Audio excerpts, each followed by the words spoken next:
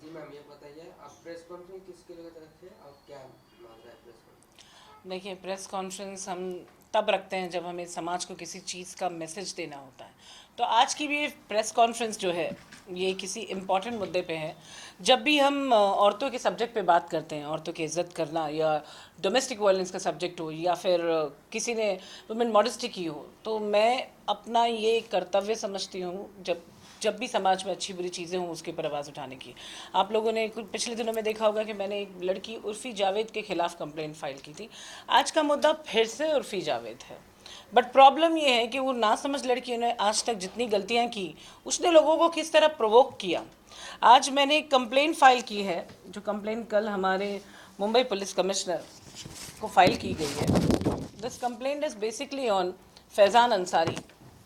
फैज़ान अंसारी नाम का बॉलीवुड से एक बंदा जो किसी एक टीवी शो में आने वाले हैं ये।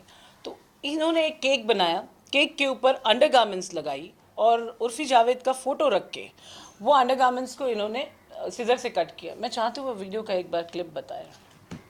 रखो यहाँ। इस तरीके की चीज़ें अगर हम देश में अलाउ करेंगे, तो एक बंदे को अगर हमने माफ़ किया तो इस तरह की गलती दूसरे और लोग करेंगे।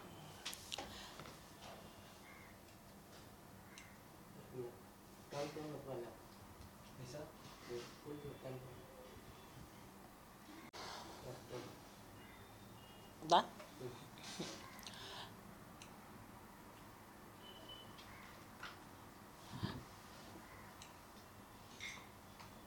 क्या ये कंप्लेंट फाइल करने का रीज़न ये है, वुमेन मॉडेस्टी आज फिर की गई। पहले उस लड़की ने की अभद्र कपड़े पहन के और उस जाति को बदनाम किया। हिंदुस्तान के बोलते हैं ना पेटन को, अगर मैं बोलूँ सभ्यता, तो लोगों को बड़ा ऐसा लगता है कि मैं सभ्यता के ऊपर भाषण दे रही हूँ।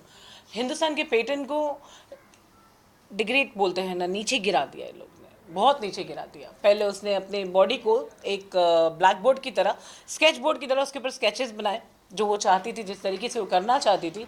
उसने वुमेन बॉडी को एक्सपोज किया, न्यूडिटी दिखाई, और उसी तरह अब फैज़ान अंसारी ने किया है। इसी के खिलाफ मैंने कंप्लेंट रेस करते हुए फैज़ान अंसारी के खिलाफ वुमेन मॉडेस्टी करने की वजह मुंबई पुलिस कमिश्नर के अलावा director general of Maharashtra and governor of Maharashtra दोनों को कंप्लेन दी है कि इसके खिलाफ अप्रोप्राइट एक्शन लिया जाए। अगर हम पब्लिसिटी के लिए भूखे लोग जो चीप ट्रिक्स इस्तेमाल करते हैं फेमस होने के लिए, चीप ट्रिक्स, इस तरीके के लोगों को अगर हमने माफ़ी दी तो हम पूरे समाज में एक गलत मैसेज का अवेयरनेस फैलाएंगे कि इस तरीके की चीज़ें आप कीजिए। इन चीज़ों को बैन करने के लिए ऐसे एफआईआर्स बनना, ऐसी कंप्लेंट्स होना बहुत ज़रूरी है। That's all. जैसा कि आपने कंप्लेन भेजे जी, एफआईआर करवाए या फिर पुलिस स्टेशन में? देखिए ये कल कंप्लेंट फाइल हुई है सर। अभी आज हम कंसर्न पुलिस स्टेशन को लेटर इशू करेंगे। तो मेरा concern police station Bandra police station है। तो ऑब्वियसली फैज़ान अंसारी के खिलाफ अगेन एक सोशल मीडिया इन्फ्लुएंसर बन के दूसरे सोशल मीडिया जो भी फेस है उसे बदनाम करना, उन दोनों का पर्सनल होता तो मैं बिल्कुल बिल्कुल भी इन्वॉल्व नहीं होती। यहाँ पर बाकायदा एक केक बना के उसके आगे अंडरगारमेंट्स लगा के किसी लड़की का फ़ोटो उस पर लगा के अंडरगारमेंट्स को सिजर से कट करना, ये एक बहुत बड़ा क्राइम है। एक तरीके से आप औरत जात को आपने क्या समझ के रखा है? आप अपनी पब्लिसिटी हासिल करने के लिए कुछ भी चीप ट्रिक्स इस्तेमाल कर सकते हैं। इसके ऊपर संविधान को एक्शन लेना चाहिए, ये मेरी मांग है। जैसा कि आप वकील है जी, तो आपको पता ही होगा इसमें कौन सी धारा लग सकती है। देखिए सबसे पहली बात, मैं एक समाज सेविका हूँ, मैं अपने माध्यम को भूलती ही नहीं हूँ। समाज में जो चीज़ें सही है वो होना चाहिए, जो गलत है वो नहीं होना चाहिए। वकालत पढ़ना ये मेरा शौक़ है, ठीक है। वकालत करना मेरा शौक़ नहीं है, समाज की गंदगी साफ़ करना मेरा शौक़ है, ठीक है। इसमें सबसे पहले जो मैंने फ़ाइल किया है वो मैं क्लेम करती हूँ इस चीज़ पे कि वुमेन मॉडेस्टी 354 का एक्ट इस बंदे के ऊपर लगना चाहिए कि वुमेन मॉडेस्टी किसी औरत को गलत तरीके से पोर्ट्रे करना या उसकी बॉडी के पार्ट को एक्सपोज करना या फिर उसको इंटेंटली सेक्सुअल एक्ट के लिए फोर्स करना, ऐसे शब्दों का प्रयोग करने पे 354 एक्ट जो है वो लागू होता है, वो इस बंदे पे भी होता है। तो Faizan Ansari deserve a criminal case on him and that's really I expect by Mumbai police to do a necessary action. आप इसके अलावा क्या चाहते हैं फैजान अंसारी के ऊपर? कब तक ये हो जाए, एफआईआर दर्ज हो जाए, कब तक अरेस्ट की कोई मांग करेंगे आप?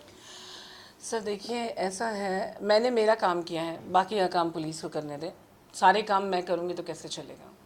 मैं केस फाइल करना जानती हूँ, एफआईआर बनाना ये मेरी यूएसपी है कि जब कहीं पे कुछ गलत होता है तो उसके खिलाफ आवाज़ उठाते हुए एक्शन लेना और उसके ऊपर first information of report file करना, और सेकंड की जो रिपोर्ट होती है वो पुलिस ऑफिसर्स खुद फाइल करते हैं जो उनकी इन्वेस्टिगेशन कहती है। तो ये फैज़ान ने क्यों किया, क्या मोटिव था, इसके पीछे कौन सी कॉन्स्पिरेसी है, क्या कंट्रोवर्शियल स्टोरी है, क्यों किया गया ये, क्यों हिंदुस्तान में इतनी चीप ट्रिक्स इस्तेमाल की जा रही है पब्लिसिटी पाने के लिए और फेमस होने के लिए, इन चीज़ों का जवाब जो है मुंबई पुलिस को हासिल करना चाहिए ताकि वो समाज को इसका मैसेज दे पाए कि what is the motive behind. जैसे कि आपने उर्फी जावेद पे भी कंप्लेंट किया था जी, उसका अभी तक कोई निर्णय नहीं। देखिए, उर्फी जावेद पे हमने जो वुमेन मॉडेस्टी फाइल की, तो जैसे हम फाइल करते हैं वुमेन मॉडेस्टी, वो जाकर पुलिस स्टेशन में ये जवाब देगी कि मेरी मर्जी है मैं इसे वेयर करूं। अब पुलिस इंटरेस्टेड नहीं है केस फाइल करने पे, तो हमने उसके ऊपर आरटीआई फाइल किया है। और जहां तक उस लड़की ने जो मुझे गाली दी थी उसके खिलाफ मैं डिफेमेशन का case honourable Bandra metropolitan court में मैंने फाइल कर चुकी हूँ, which is against 2 CR। 2 crore रुपए का मैंने मानहानि का दवा उस बंदी पे किया है। सी, उर्फी का और मेरा सब्जेक्ट इज कम्प्लीटली डिफरेंट। उसका इस प्रेस कॉन्फ्रेंस, इस कंप्लेन से कुछ लेना देना नहीं है। उसने जो की, वो बददिमाग लड़की है, उसे अभी दिमाग नहीं है, उसे अकल आने में वक्त लगेगा। जब अकल आएगी तो उसे समझ में आएगा उसे क्या सही किया क्या गलत किया। उसे लगता है ज़िंदगी से वाज है, कल ज़िंदगी नहीं है, कल ज़िंदगी का कुछ नहीं होना है, आज के बाद कल आना है, ऐसा कुछ नहीं है जो आज ही ख़त्म हो जाना है।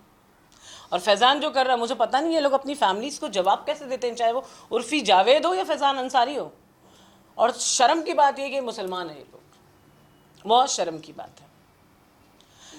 वेल दोस्तों जी, मुस्लिम में तो ये जायज़ नहीं है भाई मैंने कहा ना कि शर्म की बात है ये मुसलमान है, ठीक है। मैं नहीं एक्सेप्ट करती इन चीज़ों को कि हमारे धर्म में इन चीज़ों की अनुमति है या हम एंटरटेन करते हैं। हम बिल्कुल एंटरटेन नहीं करते ऐसी चीज़ों को। हमारे धर्म में ऐसी चीज़ों को करने वालों को मैं एक बहुत साल पुराना एक वाक़या मुझे ध्यान में आ गया, जिस एक लड़के की पूरी बॉडी पे जो है टैटूज़ थे, उसके जनाजे को है ना कब्रिस्तान के अंदर लेके जाया नहीं, मतलब परमिशन नहीं दी जा रही थी। क्यों? क्योंकि उसकी पूरी बॉडी पे टैटूज थे और उसने पूरे ज़िंदगी उसने इस्लाम के खिलाफ एलिमिनेटी कुछ कहते हैं उसे फॉलो करता था, वैसे हुआ एक्ट करता था। तो उसकी मैयत दफनाने में बहुत प्रॉब्लम हुई है। भाई ये ज़िंदगी यहीं पे ख़त्म होनी है, मर के अल्लाह को मुँह दिखाना है, ठीक है।